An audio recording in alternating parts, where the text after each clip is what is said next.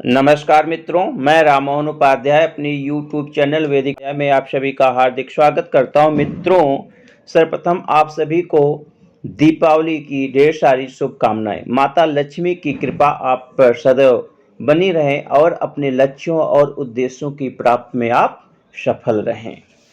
मित्रों, यह वीडियो जो है आगामी परीक्षाओं government degree college assistant professor history, government inter college lecturer history, government inter college LT gate social science सहित सभी परीक्षाओं के लिए काफ़ी महत्वपूर्ण है। हिस्ट्री टेस्ट सीरीज की यह 20वीं वीडियो है और इस वीडियो के सारे प्रश्न काफ़ी महत्वपूर्ण है। परीक्षाओं में किसी न किसी रूप में पूछे जाने की संभावना है। हमारा आज का पहला प्रश्न है, निम्नलिखित में से किस ग्रंथ को आंध्र का महाभारत कहा जाता है? तो आंध्र का महाभारत कहा जाता है बृहत कथा नामक ग्रंथ को। विकल्प भी हमारा सही आंसर। बृहत कथा के लेखक हैं गुणाढ़। गुणाढ़ हैं इसके लेखक पूछा जाए तो गुणाढ़ हैं। भाषा पूछा जाता है कि बृहत कथा किस भाषा में लिखी गई है? तो पैशाची प्राकृत में, पैशाची प्राकृत भाषा में लिखा यह ग्रंथ है। इसका शाब्दिक अर्थ है बृहत कथा का लंबी कथा, लंबी कथा। और इसमें 1,00,000 श्लोक हैं, 1,00,000 श्लोक है। महाभारत में भी 1,00,000 श्लोक है, जिसके कारण उसको सतशास्त्री संहिता के नाम से जाना जाता है। उसी प्रकार से बृहत कथा में भी 1,00,000 श्लोक हैं। और जैसे आपकी रचना है हितोपदेश, हितोपदेश, पंचतंत्र, पंचतंत्र, और आपका कथा सरित सागर, कथा सरित सागर, बृहत कथा मंजरी, ये सभी रचनाएं जो है बृहत कथा को आधार बना के ही रची गई हैं, लिखी गई हैं। हमारा दूसरा प्रश्न है, सही सुमेलित है? तो इसमें जो है पहला विकल्प है कथा सरित सागर सोमदेव, यह विकल्प सही है। कथा सरित सागर की रचना सोमदेव ने किया था। विकल्प बृहत कथा मंजरी क्षेमेंद्र, तो यह विकल्प भी हमारा सही। विकल्प सी है बृहत कथा श्लोक संग्रह, बृहत कथा श्लोक संग्रह का ऑप्शन छूट गया है। तो इसमें इसके राइटर हैं बुद्ध स्वामी, बुद्ध स्वामी। तो बुद्ध स्वामी आप लिख के इसको भी सही कर लीजिएगा। तो तीनों विकल्प हमारे जो है सही हैं, तो प्रयुक्त सभी विकल्प डी हमारा सही आंसर है। और ये तीनों ग्रंथ जो है कथा सरित सागर, बृहत कथा मंजरी और बृहत कथा श्लोक संग्रह, ये तीनों ग्रंथ बृहत कथा को ही आधार बनाकर लिखे गए हैं। हमारा अगला प्रश्न है, हर्षचरित के किस अध्याय में विंध्य के जंगलों में रहने वाले विभिन्न धार्मिक संप्रदायों का वर्णन मिलता है? तो इसका आंसर है कि हर्षचरित्र के 8वें अध्याय में, अष्टम अध्याय में, या इसको अध्याय को जो है उच्छ्वास बोलते हैं, उच्छ्वास। तो 8वें उच्छ्वास में अध्याय में जो है विंध्य के जंगलों में रहने वाले विभिन्न धार्मिक संप्रदायों का वर्णन मिलता है। विकल्प सी हमारा सही आंसर। जैसा कि इसके पहले के वीडियो में हम सब लोगों ने चर्चा किया था कि जो हर्षचरित्र है, हर्षचरित्र में कुल बेसिकली बाणभट्ट की रचना है और इसके जो अध्याय हैं इसको उच्छ्वास बोलते हैं और कुल 8 उच्छ्वास हैं। तो इसके 8वें एवं अंतिम उच्छ्वास में जो विंध्य के क्षेत्र में रहने वाले या विंध्य के जंगलों में रहने वाले विभिन्न धार्मिक संप्रदायों का वर्णन मिलता है। जैसा कि जब हम मालूम है हम लोगों को कि जो राजश्री जो है विंध्य के जंगलों में ही सती होने के लिए गई थी और वहीं पे बौद्ध भिक्षु दिवाकर जो है उसको जो है पकड़कर लाया था। उसने जो है उसको सती होने से बचा लिया था, जो कि हर्ष का मित्र था। तो 8वें अध्याय में 8वें उच्छ्वास में जो राजश्री की खोज का उल्लेख मिलता है, बौद्ध भिक्षु दिवाकर से जो है हर्ष की भेंट का उल्लेख मिलता है।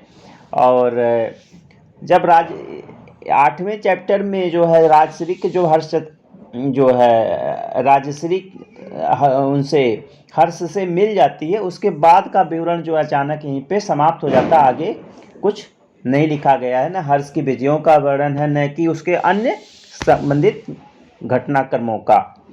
और 8वें अध्याय को विंध्याद्रि निवेशन भी कहते हैं। 8वें अध्याय को विंध्याद्रि निवेशन, ये भी कहीं कहीं पूछा जाता है विंध्याद्रि निवेशन, तो 8वें उच्छ्वास को बोला जाता है और इसी में विभिन्न प्रकार के धार्मिक संप्रदायों का वर्णन मिलता है, जो कि कहाँ पे है, विंध्य के जंगलों में।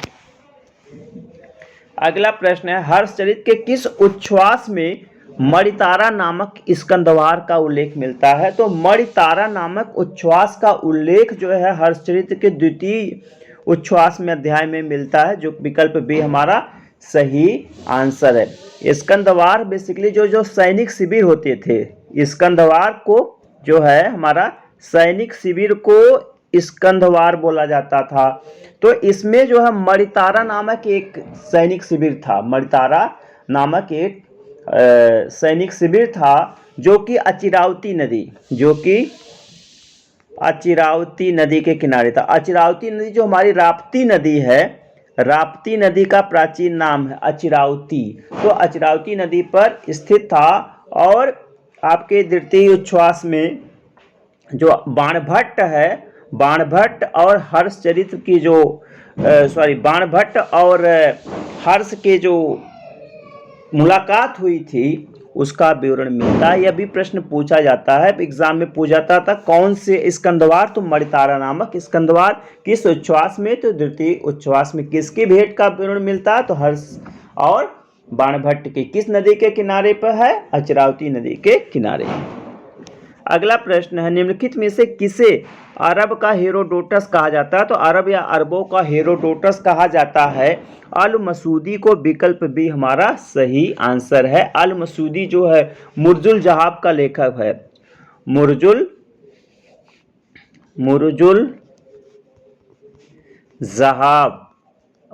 जहाब का लेखक अल मसूदी है और इसको अरबों का हेरोडोटस कहा जाता था। कहाँ का रहने वाला था, यह बगदाद का रहने वाला था। कहाँ का, बगदाद का रहने वाला था। 915-16 ईस्वी के आसपास जो है इसने भारत यात्रा की थी। 915-16 के आसपास, 915-16 के आसपास इसने भारत की यात्रा की थी।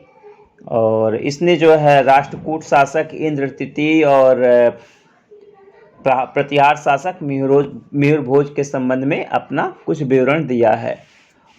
और साथ ही साथ जब यह भारत आया था तो उस समय महिपाल, प्रतिहार शासक महिपाल प्रथम का समय था, महिपाल प्रथम। ये भी प्रश्न आता है कि जब अल मसूदी ने भारत की यात्रा की तो उस समय प्रतिहार शासक कौन था, तो महिपाल प्रथम था, महिपाल फर्स्ट। अगला है, निम्नलिखित में से किस विद्वान ने भारतीय इतिहास को सर्वप्रथम 3 कालखंड हिंदू, मुस्लिम एवं ब्रिटिश काल में विभाजित किया है? तो इसका सही आंसर है कि जेम्स मिल। जेम्स मिल ने जो है सर्वप्रथम भारतीय इतिहास को जो है 3 कालखंडों में, हिंदू, मुस्लिम और ब्रिटिश काल में विभाजित किया है। विकल्प सी हमारा सही आंसर। अगला प्रश्न है, हाथी गुम्फा अभिलेख किस भाषा में उत्कीर्ण है? तो हाथी गुम्फा अभिलेख जो है प्राकृत भाषा में लिखा गया है। किस भाषा में? प्राकृत भाषा में लिखा गया है। और लिपि भी कभी कभी पूछी जाती है, तो लिपि इसकी जो है ब्राह्मी लिपि है, ब्राह्मी लिपि है, भाषा प्राकृत है। किसके संबंध में इस अभिलेख से जानकारी प्राप्त होती है? तो एक आपका खारवेल नामक शासक था, खारवेल नामक शासक था जो कि चेद राजवंश का था। किस राजवंश का था? चेद राजवंश का था। और उसके इस हाथी गुम्फा अभिलेख में उसके शासन काल के 13 वर्षों की घटनाओं का उल्लेख मिलता है। और एकमात्र ऐसा साधन है, एकमात्र ऐसा विकल्प है जो कि खारवेल के विषय में हमें जानकारी प्रदान करता है। इसके अलावा खारवेल के विषय में जानकारी प्राप्त करने का भारतीय इतिहास में और कोई अन्य साधन नहीं है। तो विकल्प डी प्राकृत हमारा सही आंसर। अगला प्रश्न है, सूची फर्स्ट को सूची सेकंड से सुमेलित कीजिए। तो पहला है पंच सिद्धांत का। यहाँ पे कुछ ग्रंथों के नाम दिए गए हैं, साथ ही साथ उनके राइटर के भी नाम दिए गए हैं। तो पंच सिद्धांतिका किसकी रचना है? वह राय मिहिर की रचना है जो कि गुप्तकालीन है। विकल्प ए सही है। विकल्प बी है काव्य, एक कार्य मीमांसा हो गया, काव्य है, काव्य मीमांसा राजशेखर की रचना, ये भी सही है।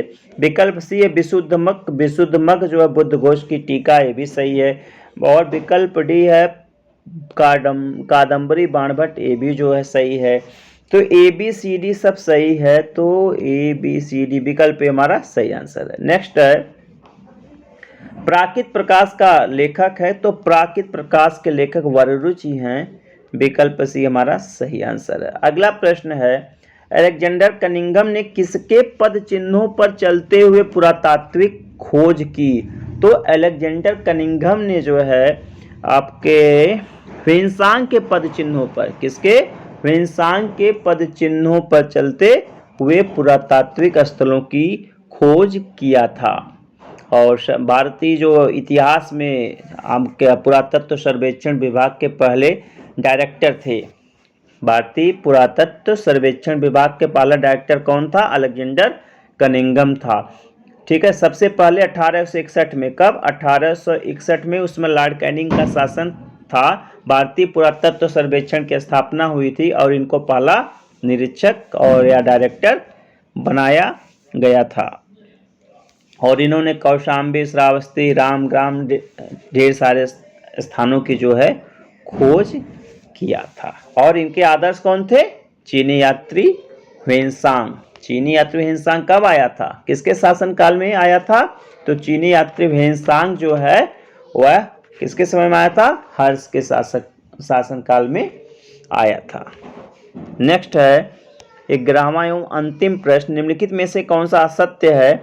तो पहला है, विष्णु शर्मा की पंचतंत्र नामक रचना मूलतः व्यंग्यात्मक कथाएं हैं। सही है, विकल्प सही है कि जो पंचतंत्र है उसके जो लेखक हैं विष्णु शर्मा हैं, बेसिकली उन्होंने व्यंग्यात्मक कथाओं का विवरण इसमें दिया है। ढेर सारी कथाएं हैं जो कि व्यंग्यात्मक हैं। विकल्प बी है, पंचतंत्र की रचना अमरकीर्ति नामक राजा के मूर्ख पुत्रों को शिक्षा देकर विद्वान बनाने के लिए की गई थी। यह विकल्प भी सही है कि अमरकीर्ति नामक एक राजा है, तो उसके साथ 3 पुत्र थे, उसके 3 पुत्र थे, तीनों मूर्ख थे और उन्होंने जो इसको आग्रह किया था किससे? विष्णु शर्मा से, कि इनको क्या किया जाए, इनको विद्वान बनाया जाए। तो इसीलिए पंचतंत्र की रचना विष्णु शर्मा के द्वारा की गई थी। विकल्प सी है, पंचतंत्र का 70 से अधिक भाषाओं में अनुवाद हुआ। यह विकल्प हमारा गलत है। पंचतंत्र का 70 से अधिक नहीं, 50 से अधिक विदेशी भाषाओं में अनुवाद हुआ, तो यह विकल्प हमारा सही है। अगला है, पंचतंत्र के 5 भेद, पंचतंत्र के कुल 5 भेद हैं। यहाँ पे 5 तंत्र हैं, मित्र भेद, मित्र लाभ, संधि विग्रह, लब्ध प्रमाण और अपरिचित कारक। ये सही है।